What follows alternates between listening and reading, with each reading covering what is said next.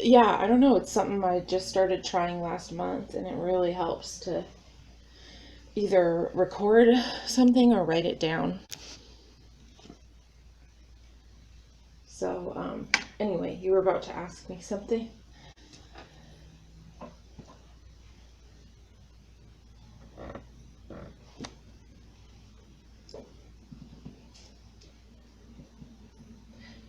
It was a car accident where my car ended up getting totaled. It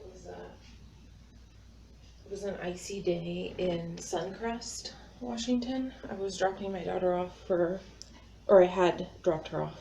Thankfully, she wasn't in the car. It was just me. Um, I had just dropped her off for a play date, and um,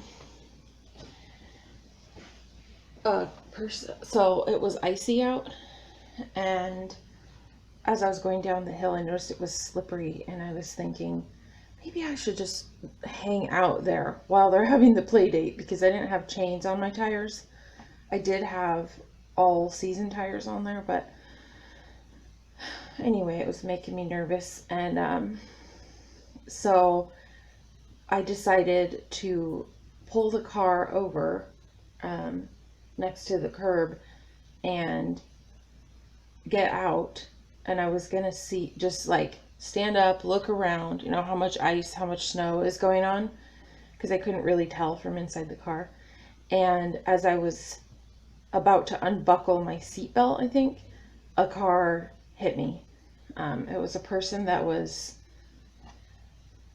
it was icy out, but also he was inebriated in some way. I couldn't tell, but he seemed high anyway. And yeah, that's when the brain injury happened. And when after the brain injury, like right after, everything seemed great for some reason. I just felt like on top of the world and nothing could go wrong, and I wasn't worried about anything. So I was like, I got out of the car, and I mean, my car was smashed, my head was injured now, my brain was injured, my body was injured, but I got out, and there's no way I could have even driven the car off. But I was standing there just thinking I wasn't going to call the police or anything. I just thought everything was fine. I was going to let the guy drive off. But another lady from the neighborhood pulled up, and she's like, "What's going on here?" And she seemed like a Karen. There was not a word for that back then, but she seemed like a Karen, and I don't usually get along with people like that. So I was like trying to get her to leave. Don't harsh my mellow. But she kept saying, "Look, here," because my cell phone was almost dead, and she was like, "You need to call the police right now so they can look at, how everybody's doing." And I said, "No, no, I'll probably just drive home." And she's looking at my car going, "Girl, you're not going to drive home." But I thought I would. I thought everything was fine. I was like, "Yeah, I'll probably just drive home, and I'll call them when I get there. I got to charge up my phone." And she's like, "Here, use my phone." And she came out, and she was really insistent. So, yeah, that's a detective came out, thankfully, and he did a really thorough job and figured out that this guy was totally at fault, and that, I mean, he hit a parked car with a person in it, and he was not with it, and he was laughing about it and stuff, the guy that injured me. But I might have not been acting like things were that bad either. I wasn't like crying or upset or anything. I was dazed. But then a guy, yeah, I was in shock. And then a guy in a box truck parked his car and told me to come up there because I was standing out in the cold with not enough clothes on, to like, well, normal clothes, but not like bundled up or anything, and no way to get anywhere, just waiting for the tow truck. And I think the guy who hit me had left by then, and I think the police waited. See, a lot of it's fuzzy after the brain injury, but I think the police waited till the tow truck came. I'm pretty sure. I know some people waited with me. Oh, that's right. First, some people in a van said, it was a family, and they said, come, it was a minivan, and they're like, come, wait with us. I think it was, oh no, it was the guy in the truck first. So anyway, it's kind of significant because it was a box truck, and he wanted me to stay in there to keep warm. He's like, I can have my heater on it because my car wouldn't even turn on after that. And so I went up there and I told the police, I'll be right there if you have more questions for me, because they asked me all kinds of stuff, which I'm glad they did because later I couldn't remember. So it was very good that that lady forced me to use her phone. I think she even told me, if you don't call them, I will. So I was like, well, I better just do it. Anyway, so I got in the guy's car. He got hit. He was parked and he got hit. And then, yeah, so then I got more injured on my back. And then another car hit the car behind him. So it was icy. But those people that hit him, they weren't laughing about it, and they weren't inebriated or anything like that. I don't know how much, what happened with that, but we didn't get brain injuries there in the truck because it was like, when they hit us, it was more like a bump, but it hurt my back. Then I started to realize, oh, I might have already been injured from that first one, or maybe it's from the, anyway, I was a mess by the time I started to feel the pain. It took like a day, I think, before the pain started kicking in, and then I took a cab to the hospital from my friend's house because I was at her son's, like, I think birthday party or something. I don't remember what it was. There were a bunch of kids over there, and normally that wouldn't bother me. I could just tune people out and like tune in and out between things and have a lot of things going on around me. But ever since the brain injury, I can't. And it was crazy. I mean, it was like a bee's nest was in my head and I was getting stung or something. It was just really intense and scary. And I was like, something's really wrong. She could tell by looking at me too. And she's like, go to the hospital. And I was like, can you take me? She's like, I got all these kids here. She's like, take a cab. Don't drive. So, yeah, lots of weird stuff. But it all got taken care of. And I mean, I'm not totally healed. I didn't know if my brain would go back to normal or not. Because before, everybody always like, I had a high IQ before, and people always like called me a genius. Like, even people who didn't know me, they'd talk to me for a little bit and they'd be like, you're a genius, aren't you? People used to tell me that every single day before. I mean, I didn't feel like I was, but I was told that a lot. And they did all these neurological tests on me now, and they said I'm average for a woman of my age, or a human being of my age and sex. And I was laughing. I was like, that's like telling me that I throw good for a girl. And I'm like, it's pretty weird coming from where everything just came to me very easily and things I could deal with, like a lot of multitasking and stuff, to how I am now. It's a huge shock.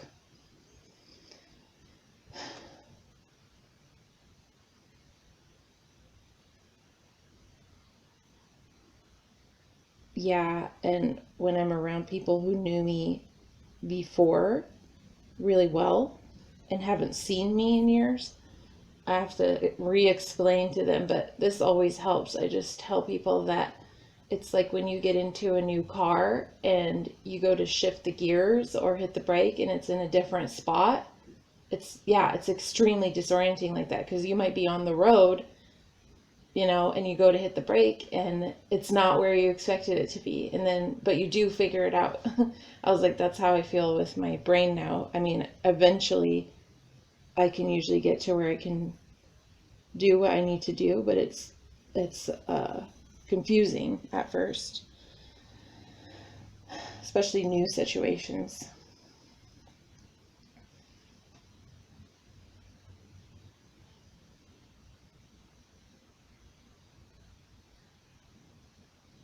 Yeah, it's really strange. Especially, I notice understanding people when they're not being clear. and remembering anything, because there was a $200 deposit. Um, and I'm like, what? Because I hadn't planned for that. I had planned for the cost of the rental car, but not the deposit. I need to get some water. And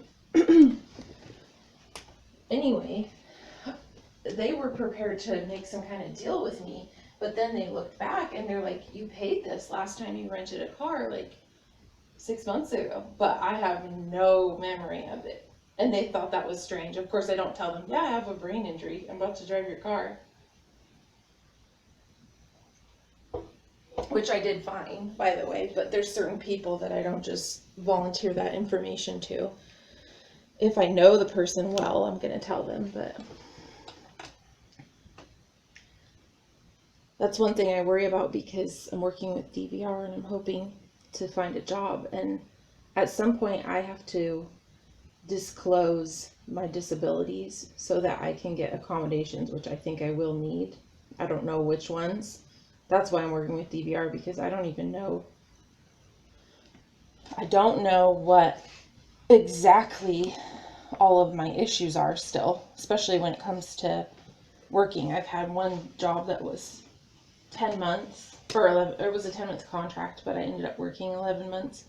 But I got extremely stressed, and they said that they wanted to keep me on, and they even, they've offered me a couple times since then that they would hire me.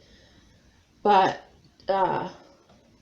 I would come home and be a complete mess. Like, I couldn't juggle home life and working because I have 2 teenagers. So I need to, I can't just have a job that totally stresses me out unless I want to be, because I have to vent somewhere. I was going to the gym, but it's really common with after a brain injury to have intense bouts of anger, just because everything's so frustrating all day long that when something little happens sometimes, all of a sudden that's the last straw, just like a toddler, So I try to not, and I don't want to have meltdowns in front of my kids, which I did the day of the rental car, but I try not to have meltdowns in front of them. And I definitely I didn't have any at work. Well, I had one in the bathroom one time in the 11 months, but I didn't go off on anybody. But I have a big fear that I noticed. I was doing something yesterday that I was trying to have some insight on some things, and I realized I am really afraid of I don't know what it would be like. I am afraid in general of showing that I'm angry to anyone, but I'm getting a little better at speaking up for myself if something's not right. But I have a phobia, I guess, of really getting angry or having a meltdown in front of anybody at all. I just don't want to. I wish there was something where I could just turn that switch off, but I know everyone gets to that point sometimes. But it terrifies me when I'm like that, because I've heard people describe me, my sister saw me like that once. She could just see me through a window. I was in another room than she was. I think she was outside and I was inside, and I wasn't around people, but I was just letting it all out because I was really, really frustrated. And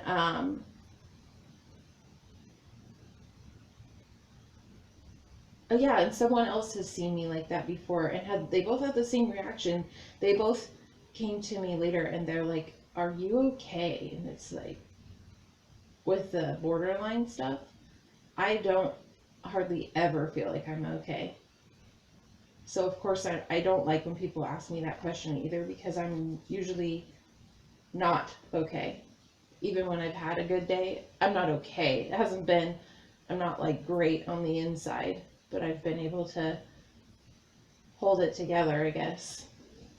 But the EMDR has helped. I do have times now where I'm peaceful and I actually feel peaceful, like just painting or gardening or what's the other crocheting.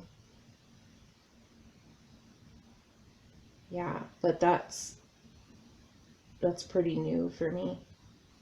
It's usually pretty tumultuous inside, and I'm trying not to show it on the outside.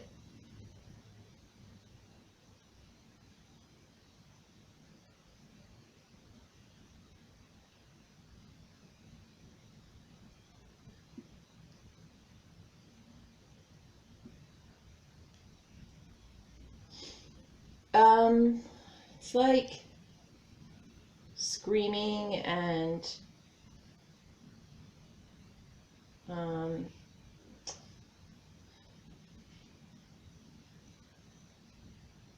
I don't know. My body like has a lot of energy in it, so I'll usually be like shaking my arms or like jumping or something.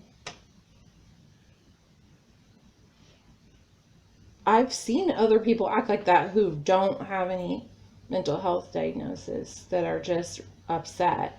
And the times it's happened, it's because of real things. It's not like it randomly happens, but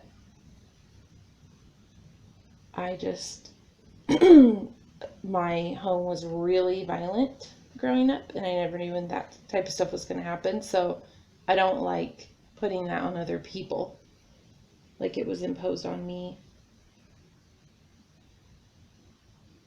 I don't think anyone's ever ready to have someone go off on them like that.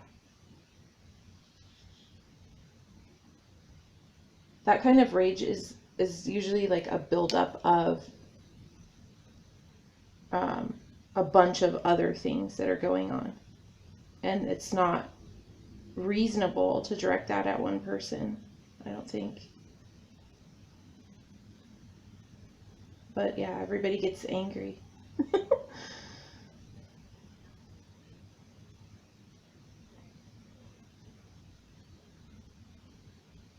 I don't know. I haven't had people say that before, that they're scared of me, but I have had people say, I feel like I have to walk on eggshells around you, even when I've been trying really hard to hold in my reactions. So it's like something they can feel, and that's a, a borderline trait where I know that, where if someone feels like they have to walk on eggshells around me, I know it just makes me sad now because I know that has to do with the borderline stuff and I have friends who have it now, and I've been around them, and I can see how people would start to act that way around us or individually, in relationship. But when I'm around them, I try really hard not to walk on eggshells, and I just let them know, of what's going on, because yeah, sometimes they have a strong reaction. Like one of my friends, she got upset when I gave her a hug when we were talking, and she usually likes hugs, and had never gotten upset with me before or since, but this was like over the summer. And she's like, you should ask for permission before you hug me. And I'm like, really?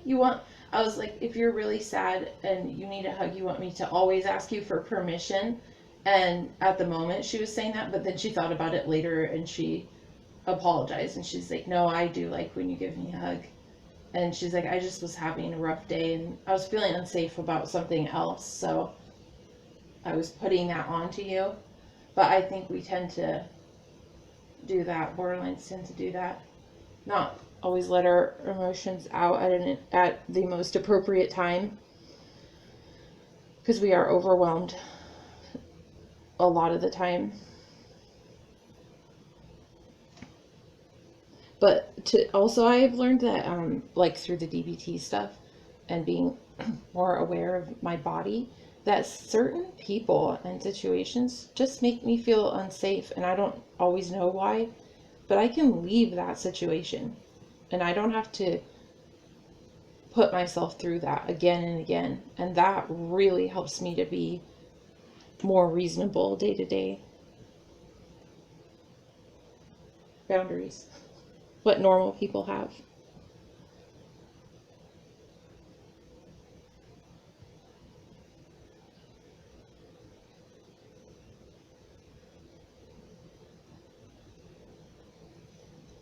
Yep.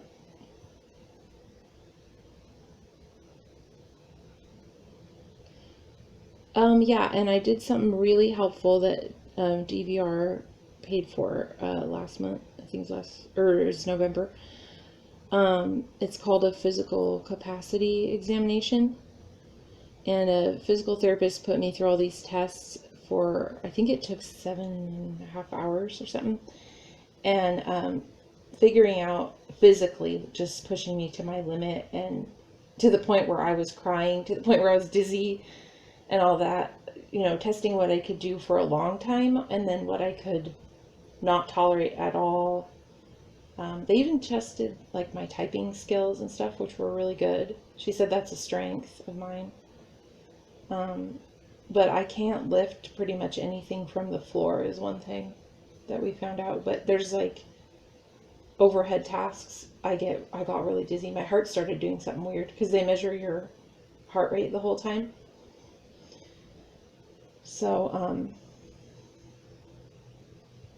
yeah, that was interesting because I'll have these dizzy spells, and I was having them when we visited my mom last time, and I was like, can I use your blood pressure monitor? I've never done this before, but she has a wrist one, and so I waited till I felt dizzy again, and I checked it, and it did the same thing. It's like, it can't measure because it measures your heart rate too. It couldn't get a read on my heart rate. Like it said E3, like something weird was going on. So I have to look into that.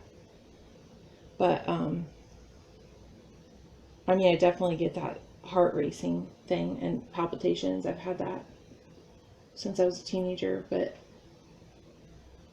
my kids get it too. But yeah, just there's like a lot going on, and people wonder why, because I live by Gonzaga and I live by a bunch of businesses. They're like, why don't you just go out and get a job and see what you can do right there? I think I'm pretty hireable I can present myself well. But I tried that right after my accident. I went out and got 3 different jobs, just one at a time right after. And it was a hot mess. I mean, I don't think that's pretty disingenuous to put an employer through that, because they're putting a lot into training you. And if I'm never going to be able to do that job, and it's just a complete frustration for both of us, I don't really want to do that in my neighborhood either. I want to be reasonably sure that I could do a job before I go do an interview anymore. Yeah, because I say, I think I'm going to need a very understanding employer, even if it's a job that I end up being good at. I have some days where I'm just not very capable of anything. Like, I'm scared to drive or even go out anywhere because either emotionally or physically I'm just shot that day. They diagnosed me with fibromyalgia after the car accident, and it's hard to work with that because physically, like, things change from day to day really drastically, just like my lovely emotions with the mental health problems I have. And same thing. Oh, what were you saying? Oh, same thing with it's interesting because with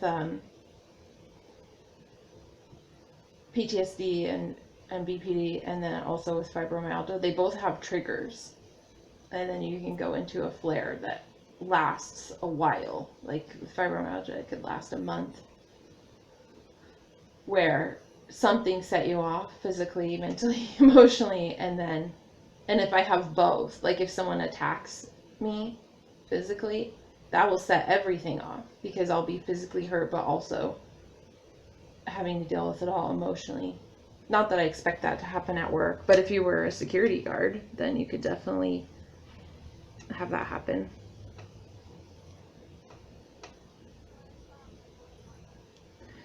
Well, what I've been doing now, okay, so what I tried was house cleaning and waitressing because I thought those were pretty simple.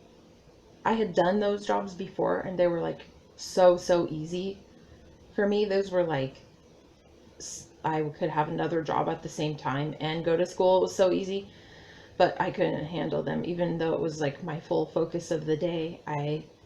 A lot of it had to do with memory at that time, but also like physically, it was way too hard. And then so I got fired from those, which I hadn't ever been fired from a job. So I tried volunteer. Well, I thought, okay, what's really, really easy, like, and wouldn't require much memory.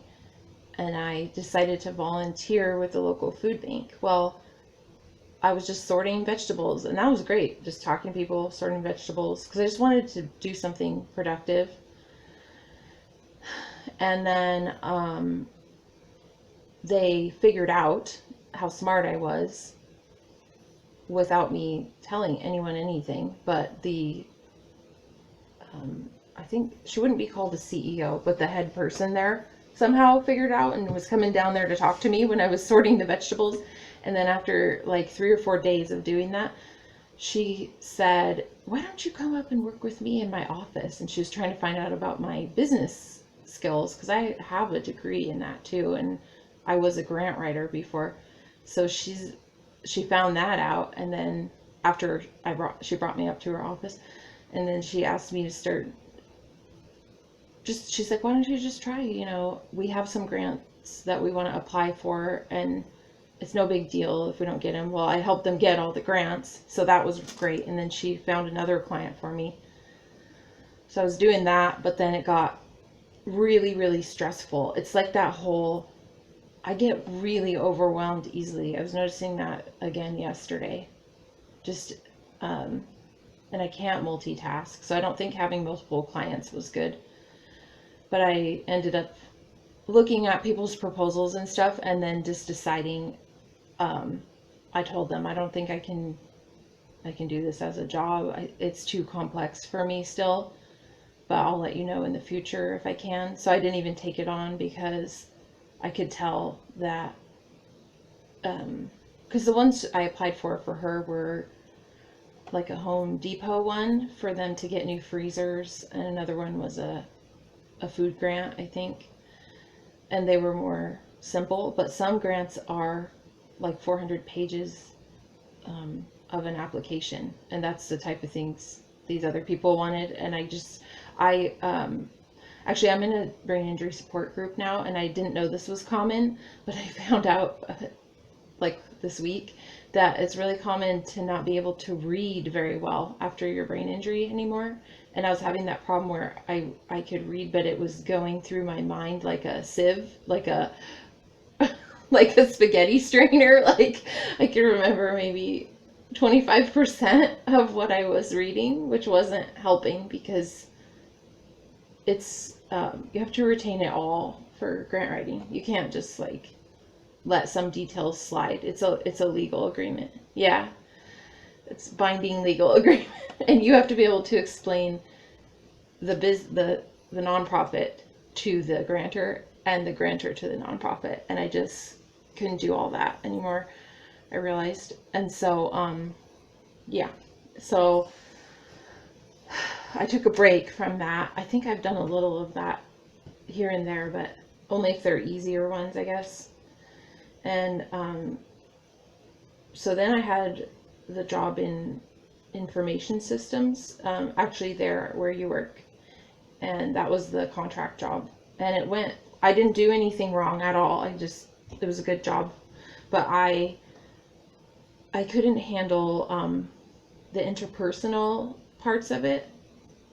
It was really hard on me, like dealing with different departments, and I was doing void requests, so I was dealing with all the different departments. But and everything was fine until I'd get like a personal email from a clinician or a HR to me, and some of them were antagonistic and stuff, and I was really scared, because I don't trust myself very well. So if my work is questioned, I think, oh no, I got to start all over from the beginning. I screwed it up. They're right. I totally think that, and I don't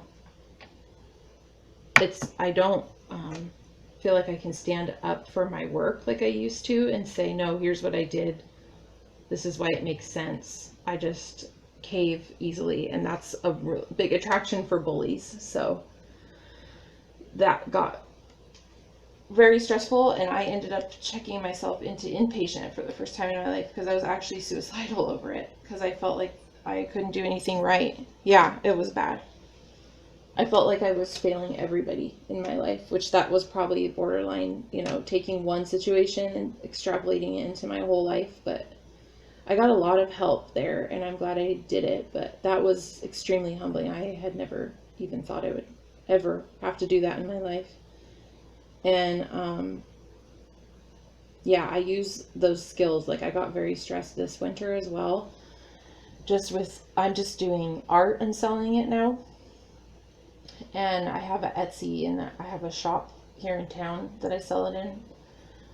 And I just noticed that it doesn't have to be, I mean, I guess it's kind of stressful selling art, but to me that doesn't seem like a great reason to get really stressed out, or like family stuff.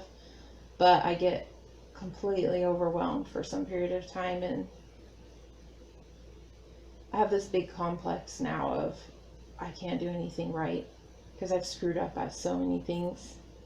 I don't think it was good for me emotionally to rush into work doing things that I definitely couldn't do. But I felt like I had to support my family because I'm a single parent. So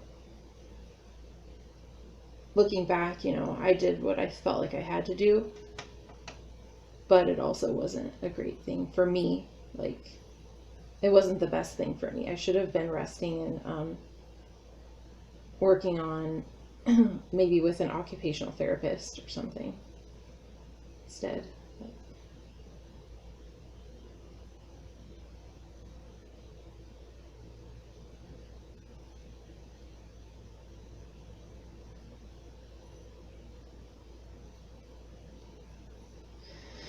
Yeah, nobody prepares for a brain injury.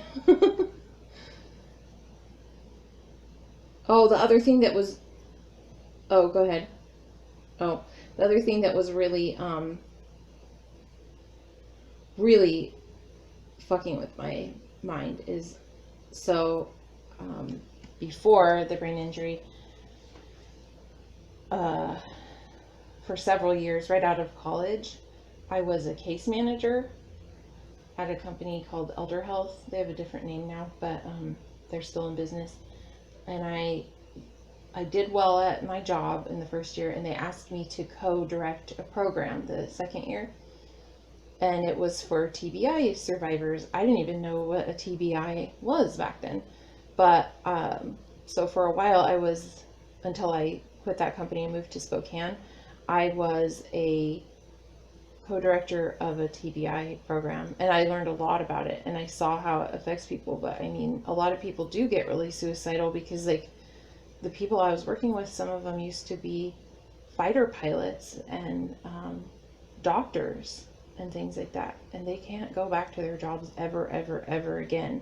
And that was what they did their whole life. And like, a lot of our identity, those were men, but I don't know if it's just because I'm a single parent or because of how I am, but a lot of my identity was wrapped up in what I could do in my work. And you feel like you've lost that. It's a big grieving process.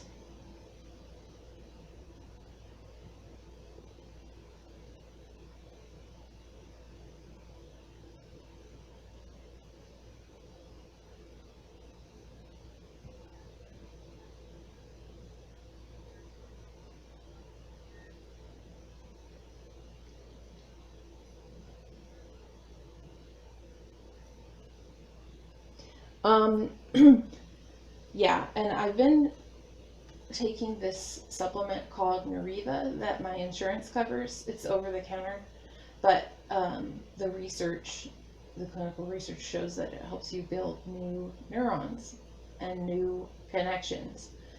And I've been feeling like very much more capable since then, and going back to some of the things that I used to do and being able to, like, playing really complicated piano music again, because I've been playing piano since I was, at least since I was 5, and I was considered a prodigy when I was little.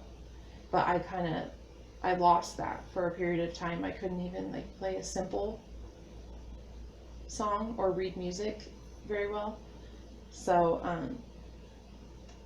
yeah, I can play the complicated music again, or remember the words to songs. And oh, my cooking has gotten better again, because I used to be a professional baker while I was in college, and yeah, for Great Harvest, and they make everything from scratch there. And then I worked for in this town. I worked for Le Petit Chat, which is a French bakery, and everything there is from scratch. And like, you know, everything was consistently good when I would do that, and I'd make people's wedding cakes and stuff, and I would teach other people.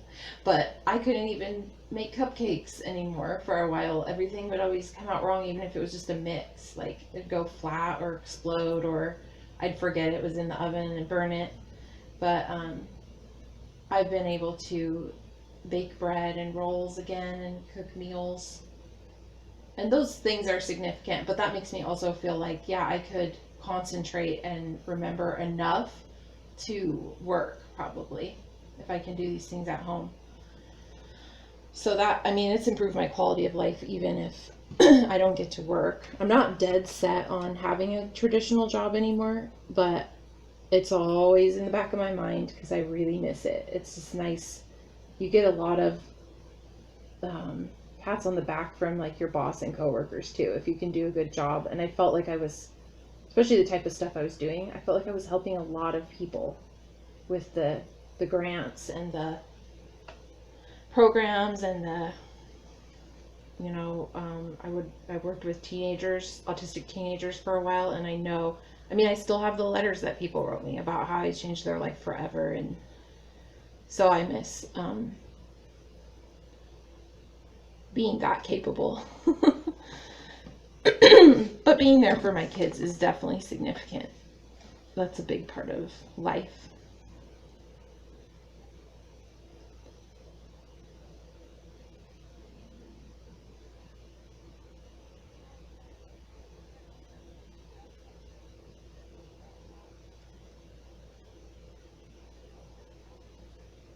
Uh, oh, are we gonna do EMDR on Zoom? Okay.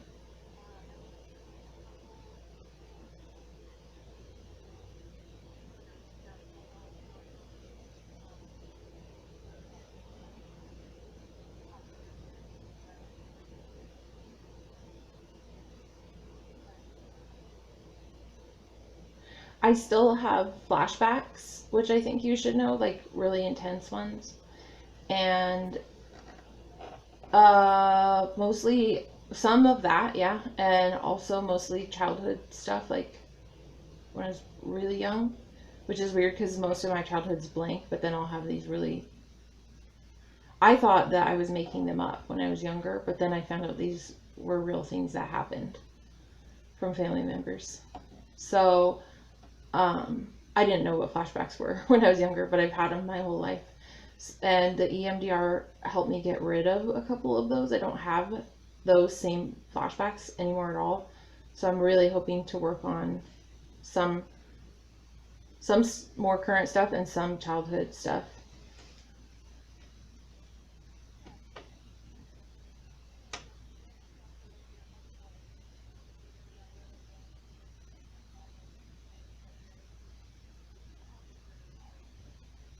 Yeah.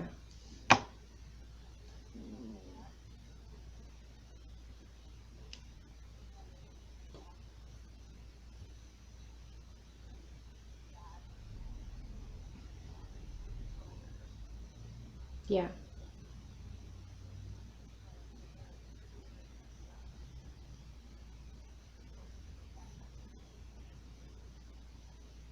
Yeah, I hate talking about that stuff, but EMDR with Lori was the first time I did, but the fact that it just helps so much, and then I won't be thinking about those things constantly or all day long.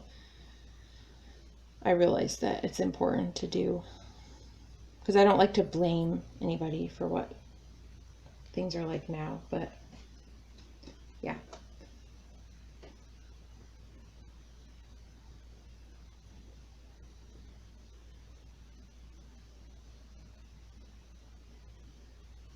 Yeah. Yeah, sounds good. I'll talk to you next Friday. Okay, thank you. Bye. Have a good day.